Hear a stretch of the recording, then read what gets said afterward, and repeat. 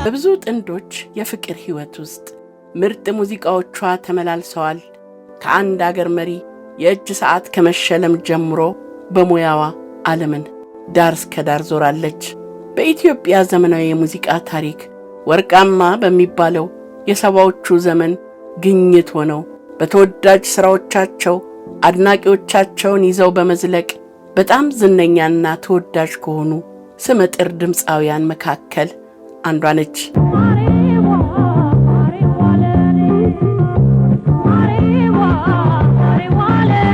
ድምፃዊቷ የተከሰተችበት ዘመን የሀገራችን የሙዚቃ ኢንዱስትሪ ከፍተኛ መነቃቃት የነበረበትና ከነጥላውን ገሰሰ በኋላ የመጡት ወጣት ድምፃውያን አየሩን የተቆጣጠሩበት ዘመን ነበር።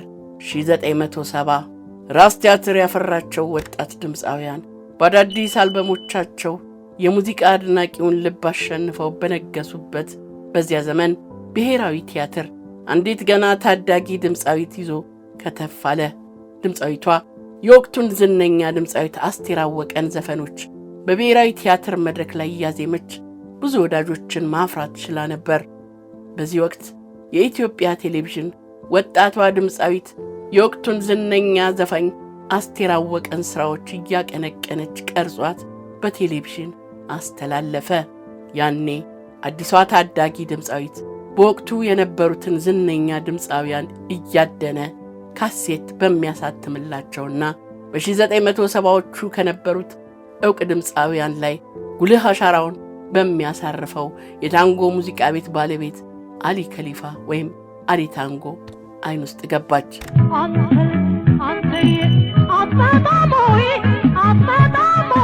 አሊ በዚች ታዳጊ ድምፃዊት አስገራሚ ድምፅ ተማርኮ ድምፃዊቷን ማፈላለግ ጀመረ። ስለ ሁኔታው ጋሽ አሊ በአንድ ወቅት በሰጠው ኢንተርቪው ላይ እንዲህ ተናግሮ ነበር። ከአራት የካሴት ሥራዎቿ በኋላ ወደ አሜሪካ የሄደችው አስቴር አወቀን የምትተካልኝ ሴት ድምፃዊት በመፈለግ ላይ ያለሁኝ በአጋጣሚ አንድ ቀን ቤቴ ቁጭ ብዬ አንዲት ልጅ የአስቴር አወቀን ሙዚቃ ስትጫወት በቴሌቪዥን አየኋት። የዚህች ልጅ ውብ ድምፅ በጣም ስለማረከኝ ለሙዚቃ ቤቴ የአስቴር አወቀ ምትክ ይች ልጅ ናት አልኩኝ። የብሔራዊ ቲያትር አዲስ ቅጥር መሆኗን ስሰማ ከማግስቱ ጀምሮ እሷን ለማግኘት መመላለስ ጀመርኩኝ። እሷን ፍለጋ ብሔራዊ ቲያትር ስመላለስ መሰንበቴን የሰማችው አመልማል ገና ከሩቅ ስታይኝ ትደበቅ ስለነበር ላገኛት አልቻልኩም። ቢቸግረኝ የቲያትር ቤቱ ኃላፊዎች ቢሮ ገብቼ ካሴት ላሰራት እንደምፈልግ ንገሯት ብያቸው ሄድኩ። ከብዙ ድካምና ምልልስ በኋላ ልታገኘኝ ፈቃደኛ ሆና ተገናኘን። ድምጿን እንደወደድኩት ካሴት ላሳትምላት እንደምፈልግ ነገርኳት። በጣም ደስ አላት። ከዘፈን ግጥምና ዜማ ደራሲዎች ጋር አገናኝቻት ዘፈኖችን መርጣ አጠናችና በሙዚቃ ቤቴ በኩል የመጀመሪያው ካሴቷ ታተመ። ካሴቱ ከጠበቅኩት በላይ በጣም ተወዳጅ ሆነ። በጣም የገረመኝ ደግሞ እኔን እየፈራች ትደበቅ የነበረችው ልጅ ሥራ ላይ ግን ፈጣን፣ በጣም ጎበዝ፣ ድርሰቶችንም ጥንቅቅ አድርጋ የምታጠና መሆኗ ነበር ሲል ተናግሯል። አመልማልም በአንድ ወቅት ለምን ነበር የምትደበቂው ተብላ ተጠይቃ ለሁሉም ነገር ገና አዲስ ነበርኩኝ። የታንጎ ሙዚቃ ቤት ባለቤት ደግሞ እጅግ ገናና ስም የነበራቸውና የተከበሩ ሰው ነበሩ። እሳቸው ይፈልጉሻል መባል ያስደነግጣል።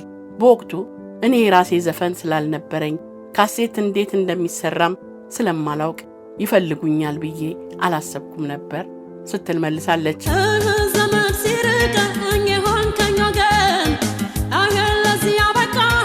በዚህ ሁኔታ የተጀመረው የአመልማል የሙዚቃ ጉዞ የስኬት ሀዲዱን ሳይስት እየተጓዘ የሚገኝ ሲሆን በዚህ ጉዞ ውስጥ 10 ያህል አልበሞቿን ለአድናቂዎቿ አድርሳለች።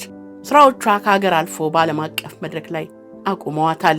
በተለያዩ የዓለም ሀገራት እየተዟዟረች ኮንሰርቶችን ያዘጋጀች ሲሆን በናይጄሪያ በተካሄደው 2017 አፍሪማ የሙዚቃ ሽልማት ላይ በምርጥ የአፍሪካ ባህላዊ ቡድን ወይም አርቲስት በሚለው ዘርፍ አሸናፊ በመሆን ወደ አዲስ አበባ ተመልሳለች።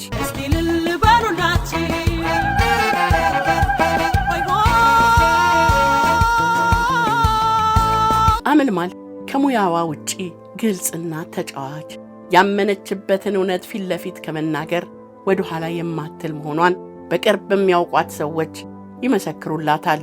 በበጎ አድራጎት ስራቸው ከሚታወቁት አርቲስቶቻችን መካከል ግንባር ቀደሟም ነች። በትውልድ አገሯ አሰበ ተፈሪ የአስፓልት መንገድ ያሰራች ሲሆን በኮሮና ዘመን በሽታውን ለመከላከል ለሚደረገው ጥረት አገልግሎት እንዲሰጥ የመኖሪያ ቤቷን በጊዜያዊነት ለአዲስ አበባ ከተማ አስተዳደር አስረክባለች። በዚሁ ጊዜ በበሽታው ምክንያት የሥራ እንቅስቃሴ ሲዳከም ያላትን እያካፈለች ያንን ክፉ ጊዜ በማሳለፍ ለወገኖቿ አለኝታነቷን አስመስክራለች። ነገር መድረክ ሰው ከሰው ይለያል። አመልማል ጥንቅቅ ያለች ባለሙያም ነች። ሙያዋ በጓዳ ብቻ ተወስኖ የቀረ ሳይሆን አደባባይ ይወጣም ነው። ለወንዶች ብቻ የተሰጡ በሚመስሉን ስራዎች ውስጥ ገብታ እጅሽ ይባረክ ተሰኝታ ትወጣለች። የበግና የፍየል ሙክትን ገፋ ለመበለት ጥቂት ደቂቃዎች ብቻ ይበቋታል። በግሏ በከፈተችው የዩቲዩብ ቻናሏ ይህንኑ ብቃቷን ማሳይታናለች። ይቺ የ1970ዎቹና 80ዎቹ ድምቀት በበርካቶች የፍቅር ሕይወት ውስጥ ስትመላለስ የኖረችው ድንቅ ድምፃዊት ዛሬም ድረስ እጅግ በሚያስገርም ብቃት ትገኛለች።